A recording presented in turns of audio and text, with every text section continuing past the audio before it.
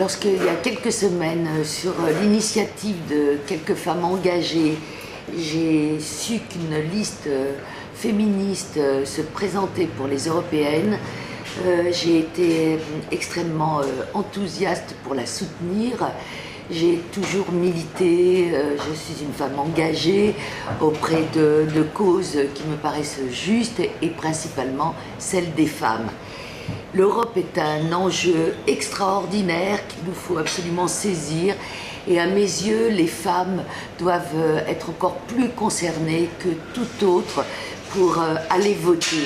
Parce que l'Europe, c'est un désir de paix des peuples, de cesser de faire la guerre, des guerres que dénoncent les femmes qui en sont les premières victimes. L'Europe, c'est la liberté de circuler, la liberté de s'exprimer.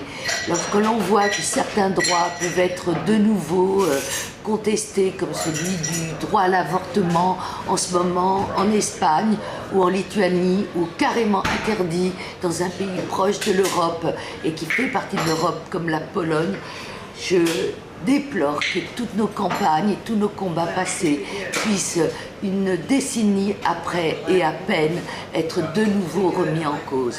Je soutiens cette liste parce que, après les 3 A économiques qui nous accablent et qui nous font vivre des périodes d'austérité qui touchent en grande partie, bien sûr, les femmes, mais les jeunes également, par le travail précaire, par le salaire bloqué de fonctionnaires, et bien après ces 3 A dont on nous bassine et qui nous concernent vraiment trop loin, les femmes ont imaginé le 3E, égalité, Europe, ensemble.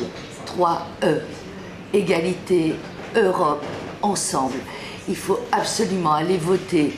Boycotter ces élections, c'est laisser le champ à des leaders populistes. On connaît le danger de ce genre de choses.